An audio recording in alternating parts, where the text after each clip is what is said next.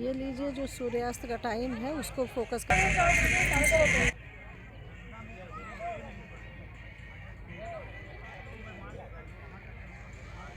हाँ हाँ ठीक है। पहले आप ये बताइए हाँ सर। कि सिंगवेरपुर क्यों जाना जाता है, किस चीज़ के लिए प्रसिद्ध है? हाँ प्रसिद्ध इसमें है सिंगी ऋषि आश्रम, उनकी पत्नी शांता देवी। सिंगी ऋषि जो है ब्रह्मांडक ऋषि के पुत्र हैं। तो ये जो है यहीं पर समाधि लिए रहते थे, यहीं पर यज्ञ पूजा करते थे। तो इनकी बड़ी विशेषता, जो स्थान था बड़ा सुना साना रमणीय एकदम जंगल के रूप में थे। तो ये सिंगी ऋषि महाराज यहाँ पर तपस्या करते थे और उनके पिता जो है जल में जो है समाधि लिए। अंतिम संस्कार उनका हुआ, तभी उनके नाम पे ब्रह्मांडिक कुंड पड़ा। सिंगी ऋषि के गुरु ब्रह्मांडिक ऋषि जल में ही समाधि लिए। एक बार जो है जब उनकी कृपा हुई तो सभी राजाओं का बुलवा हुआ, बैठक हुआ इंद्र के दरबार में।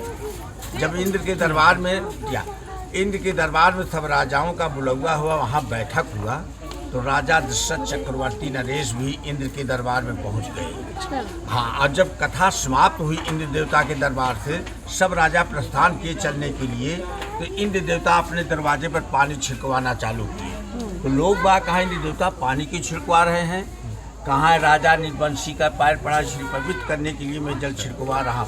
उसी टाइम पर राजा दशरथ चक्रवर्ती नरेश सम्राट को जो है गलान हुई कि आज इंद्र ने हमको कठोर वाणी ऐसे बोले हैं। उनके कानों में शब्द गया। इंद्र के दरबार से राजा दशरथ चक्रवर्ती नरेश सम्राट विजेता वहाँ से इंद्र के दरबार से चले और उनको बड़ा मलिनतापन, बड़ा कष्ट हुआ। उनका कलेजा वहीं से फटा कि आज इंद्र ने हमको कठोर वाणी बोला। इंद्र के दरबार में अयोध्या पहुँचे, गुरु वशिष्ठ जी के पास। वशिष्ठ ने कहा, सम्राट विजेते राजा चक्रवर्ती नरेश राजा दशरथ चेहरे में मलिनतापन के उदारतापन का कारण क्या है? कहा इंद्र आज गुरु जी हमको बहुत कठोर वचन बोले, आज हमारे कोई सुख पुत्र होते तो ऐसा क्यों कहते?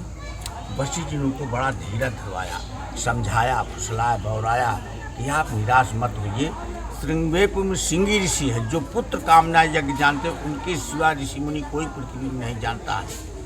आप चल करके उनसे आग्रह करें, प्रार्थना करें और अयोध्या ले आएँ तो आपके 4 पुत्र होंगे चक्रवर्ती नरेश सम्राट, आप उदास मत हो। तो यहाँ राजा दशरथ कुछ प्रजाओं के साथ में पूर्वासी के साथ यहाँ पर आए सिंगी ऋषि महाराज को, अब फुसला बौरा करके प्रणाम करके लिया गया अयोध्या। तो सिंगी ऋषि वशिष्ठ बुलावा, पुत्र काम शुभ यज्ञ करावा। जब उन्होंने पुत्र कामना यज्ञ रचाए, यज्ञ में जो हव प्रसादी खीर निकली वो तीनों रानियों के वितरण हुए तो भगवान को जन्म हुआ है। और जम्मा के ने प्रभु के तापस भेद, वनवासी भेद, चेहरे में उदासतापन, तो सुमंत जी अयोध्या से प्रभु को यहाँ तक लाए रथ में। मर्यादा पुरुषोत्तम राम, शेष अवतारी लक्ष्मण जी, जगत जननी माता सीता जी को वनवासी भेष मिलाए। तो सीता सचिव सहित 2 भाई श्रृंगवेरपुर पहुँचे जाई। जब अयोध्या से सुमंत जी रथ में बैठा कर यहाँ तक लाए और रथ यहाँ ठहरता है तो प्रभु रथ से उतरते हैं तो दृश्य माँ गंगे तरफ पड़ी। उतरे राम देव तर देखी, कीन दंडवत हर्ष विषि की। मर्यादा पुरुषोत्तम राम माँ गंगा को दंड प्रणाम किया। दरस परस मज्जन अरुपाना, हरहि पाप कहा वेद पुराना। गंगा जी को दर्शन करो, प्रणाम करो, चंदामृत लो, हमारा वेद पुराण कहता है शरीर सब पाप बन गया। तब यहाँ का निषाद साहब, अधिकारी साहब, निषाद राजा था, उसका नगर था, उसका राज था। उस निषाद का नाम था नत्थाराम निषाद। निषाद ने सुना कि प्रभु वनवासी भेष हमारे सिंगवेरपुर धाम में आए हुई हैं, तो निषाद राज ने परिवार के सहित डलियों में कंदमूल लेके आया, प्रभु से भेंटा, अपना परिचय दिया कि मैं यहाँ का निषाद। प्रभु से हाथ जोड़ करके विनय किया, प्रणाम किया कि प्रभु बहुत दिनों से लालसा थी, हमारे राजमहल में चलिए, हम परिवार के सहित आपका सेवा करना चाहता हूँ। प्रभु ने कहा, निषाद राज पिता की आज्ञा नहीं, माँ के क्या आदेश ने, तापस वेश मेरे स्त्री वेश में है, वनवासी वेश आपके राजनगर में नहीं जा सकते हैं। तो निषाद को बड़ा दुख हुआ कि प्रभु आए, सेवा करने का अवसर मिला और मेरे नगर राज में नहीं चल रहे हैं। कहा, प्रभु जब मेरे राज में नगर में नहीं चलेंगे तो थोड़ी दूर में बगल में मेरी बगीचा है, फुलवारी है, वहाँ रात्रि निवास करें। प्रभु ने कहा, हाँ निषाद राज, आपके बगीचे में हम रात्रि निवास करेंगे। नगर में राज में नहीं जा सकती हैं। तो बगीचा कौन सा है? बगल में है सरकार, वो बना हुआ है, उस घाट का यहाँ नाम से है, कितनी दूरी है? बस 1 किलोमीटर में है सरकार। अच्छा। और जहाँ पर निषाद राज पार्क बना है उसी के थोड़ी ही दूर में है बना हुआ है। हाँ, तो निषाद राज ने प्रभु से बड़ा विनय प्रणाम करके अपने बगीचे में लिया गया।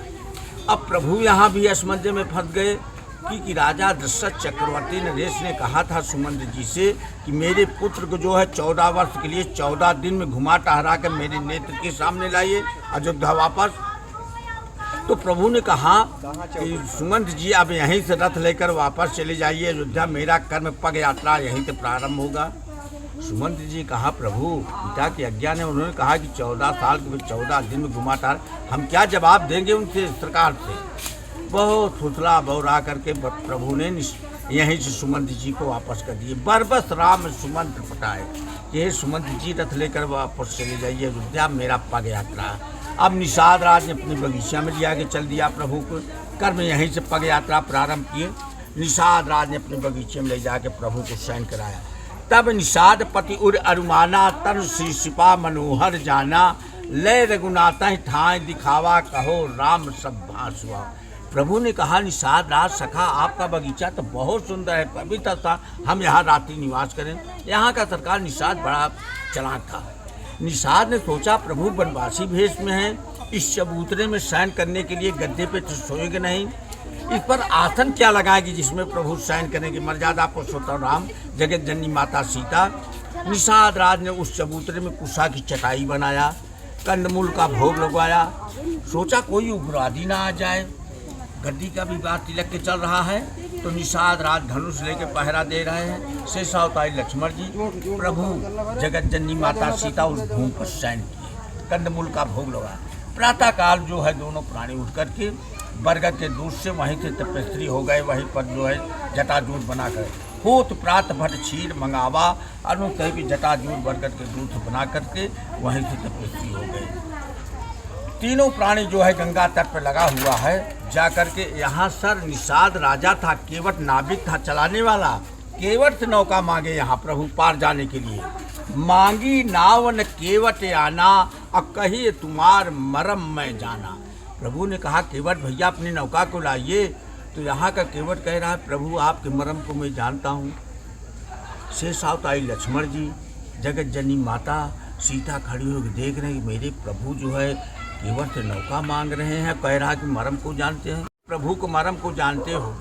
आज तक हम नहीं जाने दोनों जने, एक चरण को मैं दापता हूँ, एक चरण के लक्ष्मी जी दापती नहीं मरम को। यहाँ का केवट कह रहा है मरम को जानते, क्या जानते हो केवट मेरे प्रभु का मरम। कहा है हाँ प्रभु हमने सुना है, सुवत शिला भई नार सुहाई, हे प्रभु इनके चरणों में धूलों में जादू है।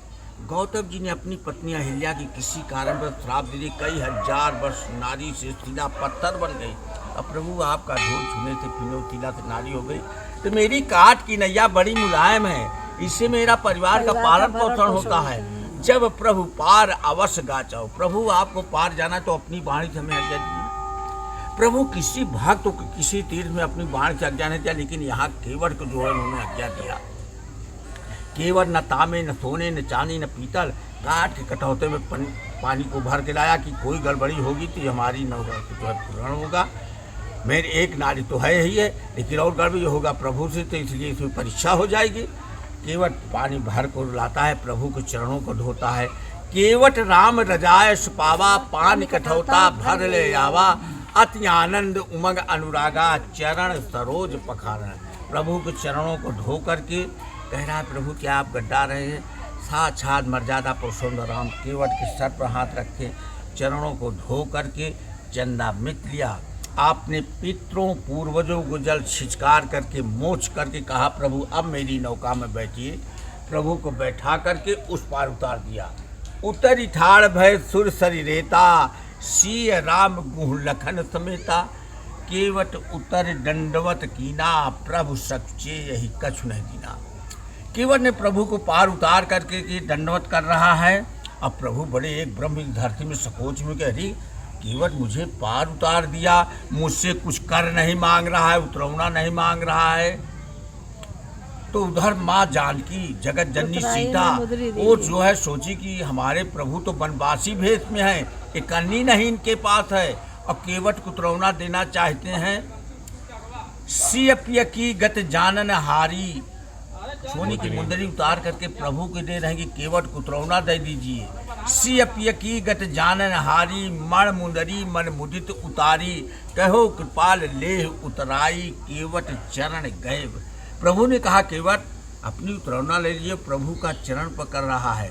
कहे है प्रभु नाथ आज मैं काह न पावा, मिटहि दोष दुख दारित दावा। अमित काल बहुत दिने से मल्लाही के काम किया, लेकिन हमें प्रभु संतोषजनक नहीं हुआ। प्रभु आज आपका दर्शन चरण धोने सब कुछ हमें संतोष। अब प्रभु आप हमें कुछ देना चाहते, फिर चालाकी कर रहा है कि प्रभु कहीं उतार दे रहे हैं, कहीं दूसरे घाट से दोबारा ना उतर के चले आए 14 वर्ष के बाद। तो कहा प्रभु आप हमें देना चाहते हैं तो आपसे मैं विनय कर रहा हूँ प्रार्थना। कहा बोलो केवट क्या? कहा फिरती वार जो मोह देवा, सो प्रसाद में सिर धर लेवा। अब तीनों प्राणी परेशान हो रहे हैं उतरौना के लिए। बहुत कीन प्रभु लखन सिय नहीं कछु केवट लीन, विदा कीन करुणा यतन भगत विमल बरदीन। विमल भक्ति उसने पाया केवट यहाँ का। निषाद राज ने प्रभु को उतारा तो यहाँ से प्रभु जाकर के आपके भरद्वाज आश्रम फिर प्रयागराज। हमने रामायण में देखा था, हमसे प्रश्न करते थे यहाँ भक्त लोग कि यहाँ तो केवट ने नौका से उतारा, प्रयागराज से कैसे उतारा? वो केवट वहाँ जो है ठठरे के बना करके प्रभु को उतारा था। हाँ, नाव को बना करके उसमें और फे करके तब पार उतारा था। तो वहाँ क्या है महाराज जी? आपका नाम? हमारा नाम साधु राम पंडा तीर्थ पुरोहित, सिंहवेरपुर धाम। चलिए बहुत बहुत धन्यवाद आपके अमृतवाणी को सुनने और सरकार नाथ सकल संपदा तुम्हारी, मैं सेवक समेत। हमारी अर्जी यही है सरकार, आप लोग ज्ञानी पुरुष हैं, भक्त हैं, इसलिए सुन रहे हैं, मेरी वाणी को सुनिएगा। मैं आपसे यही एक विनय कर रहा हूँ कि सदा ही आपका यहाँ आवागमन बना रहे। हम पंछी तुम कमल दल सदा रहो भरपूर, और हम पर कृपा न छाड़ियो क्या नेरे क्या दूर। आप सबको सरकार कभी कभी यहाँ पर दर्शन दे, बस यही है। यहाँ तो केवट जब नहीं कुछ मांगा तो मैं सुदामा ब्राह्मण क्या है, लेकिन आप लोग कुछ सेवा करते हैं। सिंहवेरपुर के आटा मंसूराबाद के भाटा धक्का धक चल। ये परसी हुई है कहाँ मार थोड़ा ऊपर चलते यहाँ से नहीं लौटानी बनवा ऐसे।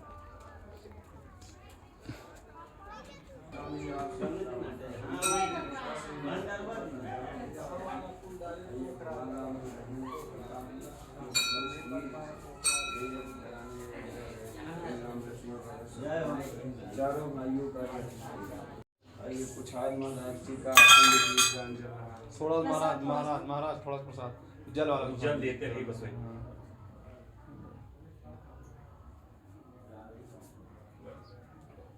ये महाराज जी का अखंड दीपदान चल रहा है सर, 24 घंटा चलता है, जो आपकी श्रद्धा